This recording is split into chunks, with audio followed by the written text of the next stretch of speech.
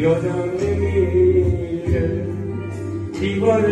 خونه پر از پنجره بود تا افق همسایه ما دریا بود ستاره بود منظره بود توی خونه جای بازی برای آفتاب و آب بود پر نور واسه بیداری پر سایه واسه خواب بود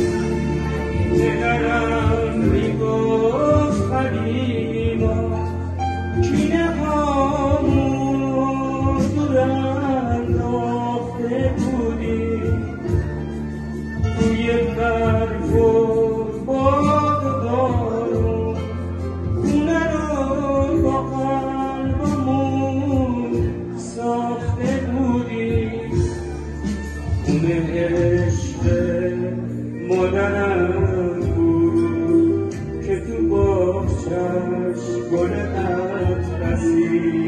می‌کاشت خونه روح پدرم بود چیزی رو همراه خونه دوست نداشت توی خونه جای بازی برای آفتاب و آب پر نور واسه بیداری پر سایه واسه خواب